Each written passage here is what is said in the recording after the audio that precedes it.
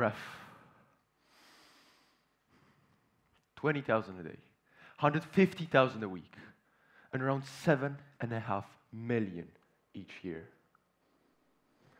That is how many breaths an average person takes on a regular basis. We do it every day, every minute, and almost every second. Yet, we still overlook its immense power and importance to the quality of our lives. My name is Casper, and I'll talk about the effects of different breathing techniques on confidence and mental well-being. Breathing is commonly thought of as a subconscious action our body performs to keep us alive, to bring oxygen inside the body for cellular respiration, and to get rid of waste products such as carbon dioxide. In reality, its correct execution has a lot of benefits. It can affect various systems within our body. I, however, would like to bring your kind attention to its effects on our mental state.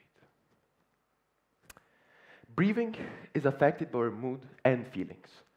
Our breaths are faster and shallower when we're nervous, whereas they're deeper and slower when we're relaxed. Our brain associates different breathing patterns with different emotions.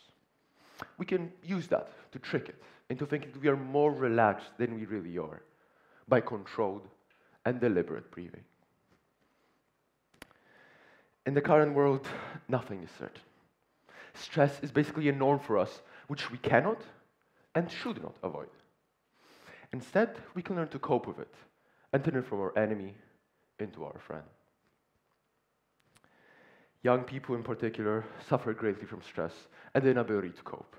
We simply do not have enough experience. As a matter of fact, the Mental Health Foundation reports that 3 out of 4 people, independently of their age, have at some point felt so stressed that they were overwhelmed or unable to cope. One could assume that at least 75% of the world population does not know that they could use breathwork to solve their problems almost immediately. For that reason, the knowledge of how to breathe and how to use breath to reduce stress and gain confidence is extremely important and useful. Most people are unaware of what breathing has to offer, mainly due to the lack of teaching in this area.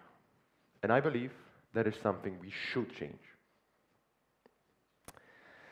Me, I have personally never thought about breathing as a way to improve my daily life until I've been recommended to take weekly breathing classes by my football club. During these classes, we would combine slow and controlled breathing with visualization techniques. Well, prior to that, I have been struggling a lot with my confidence. However, after just a few sessions, I've noticed a huge improvement on and off the pitch. That is when I got interested in the topic of breathing and began to explore it in more depth. Regular practice of breath, along with visualization, relaxes the body and works like practicing a skill. It prepares us for a certain scenario. As a result, when we actually find ourselves in a situation we already visualized, our mind will recall that last time we did it, our breath was calm and we were relaxed. So there's no reason to get nervous now. However, as much as taking breathwork classes, or taking a week off for that matter, are a great way to relax, most of us do not have the time to do it. Life is demanding and we're under constant pressure, and that is typically when we feel stressed. We need something to help us at any time or place. So, how can we use breath to benefit our mental well-being practically at any moment? Well, I will outline 3 of the, I believe, most effective breathing techniques that I have been using to reduce stress and gain confidence. The first one, box breathing. It is a long-known practice that originated in India 600 years before Common Era.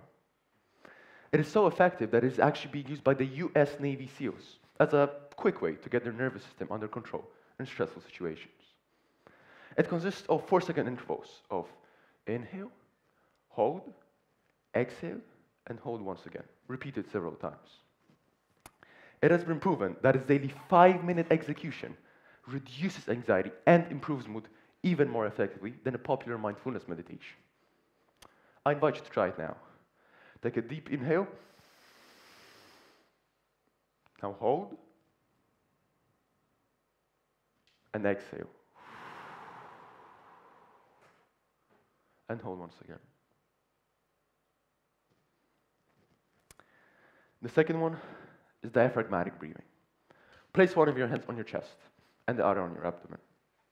Take a 4-second inhale, preferably through your nose, and exhale for 6 to 8 seconds through your mouth, making sure that the only thing that moves is your abdomen and the hand placed on it. This technique and its longer and extended exhales lowers the heart rate down, decreases tension, and reduces the cortisol, stress hormone, levels in the body. Doing this for 2 to 5 minutes is a fantastic way to relax. And last, but definitely not least, the physiological sigh. It is another greatly effective pattern of breath. Matter of fact, most of us engage with this pattern during deep sleep. As carbon dioxide builds up in our bloodstream, the millions of little sacs inside of our lungs, called alveoli, get cramped. With the use of physiological sigh, we're able to re-inflate these sacs and offload tremendously high levels of carbon dioxide. Doing the physiological sigh, which is a double inhale, like so,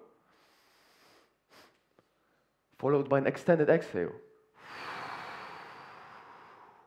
just 2 or 3 times, has been proven to significantly lower stress levels. So now, why should you care? It is very likely that all of you present here have at some point experienced a negative kind of stress.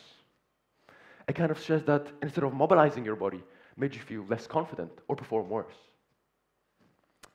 It is also likely that you're a student experiencing stress in your daily school life. Or maybe you're a teacher or a manager having contact with such students or subordinates daily. In both cases, it would be great for you to become aware of how simple it is to use breathwork. Because as it helped me in positively changing my life, I'm sure it can help you or your pupils too. Lastly, I'd like to urge you to spread the knowledge of what you've heard here today. It can really significantly change someone's life, letting them do things they've never imagined doing, like it has done for me. Thank you.